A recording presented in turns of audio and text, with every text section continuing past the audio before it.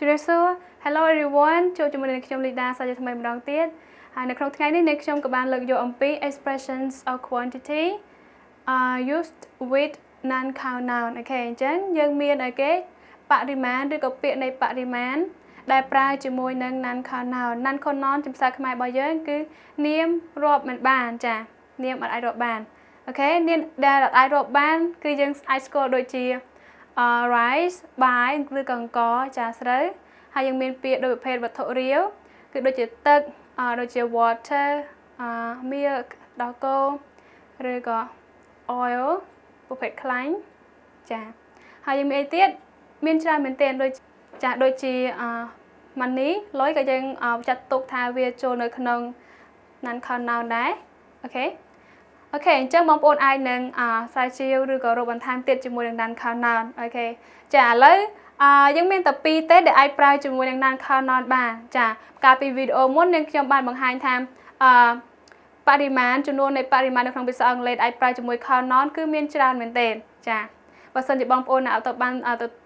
ទៅមើលឬក៏ទស្សនាកុំភ្លេចចូលទៅមើលវីដេអូទី1របស់នាងខ្ញុំដែលនិយាយអំពីចំនួនបរិមាណដែលប្រើជាមួយនឹងនាមដែលអាចរាប់បានចាអូខេអញ្ចឹងនាម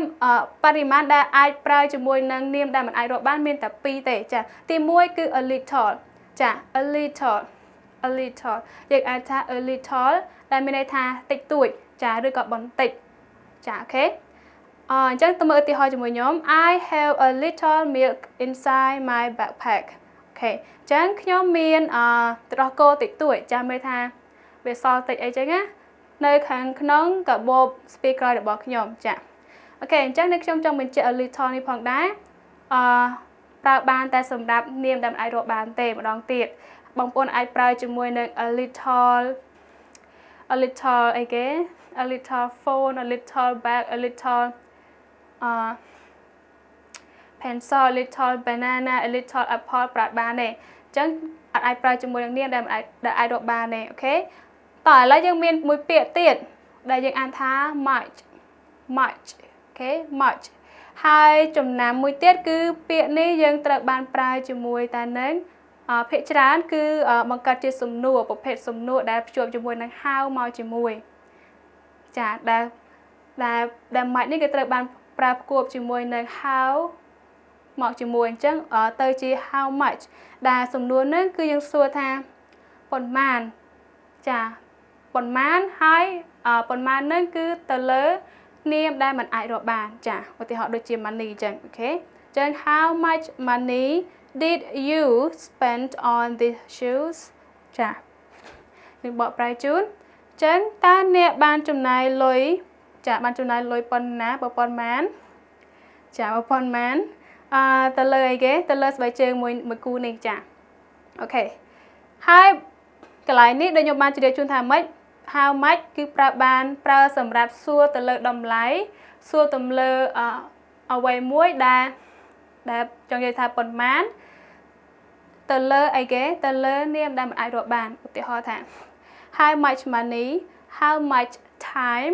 ក៏យើងអាចរាប់បានដែរ how much time អូខេ how much cost តម្លៃ how much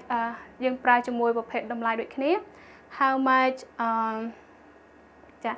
how much sugars that you need for this coffee អញ្ចឹងអូខេអញ្ចឹងយើងអាចសួរទៅលើប្រភេទអស់នឹងបាន how much rice អូខេអញ្ចឹងនេះខ្ញុំបង្ហើបឬក៏អាចជម្រាបជូនបងប្អូនត្រឹមនេះបើសិនជាបងប្អូនកាន់តែច្បាស់កុំភ្លេចរៀបចំអាចបង្កើតប្រយោគដោយខ្លួនឯងនៅផ្ទះហើយត្រូវស្រាវជ្រាវរកនឹង non count noun ឲ្យបានច្រើនដែលយើងអាចស្គាល់ទៅបានយើងអាចធ្វើទៅបានអូខេចាឥឡូវសូមបន្តទៅមើលជាមួយខ្ញុំម្ដងទៀតដែលយើងនឹងនិយាយអំពីនាមចំនួនបរិមាណដែលអាចប្រើបានទាំងនាមដែលអាចរាប់បាននិងនាមដែលមិនអាចរាប់បានតើវាមានអីគេខ្លះចាឥឡូវនេះយើងមកមើលជាមួយបរិមាណដែលយើងអាចប្រើជាមួយទាំងនាមដែលរាប់បានហើយនាមដែលមិនអាចរាប់បានអូខេអញ្ចឹងយើងមានកន្លងnon count noun នាមមិនអាចរាប់បានយើងមានដូចជា water ទឹក oil ឬក៏ oil របស់ប្រែថាប្រភេទខ្លាញ់ប្រភេទប្រេងចា oil olive អីចឹង oil coconut ចាប្រេងដូងអីហ្នឹងហើយនឹង milk ប្រភេទទឹកដោះគោឆៅដោះគោរៀបអីយើងមាននឹងតាមនឹងមក hai nâng miên rice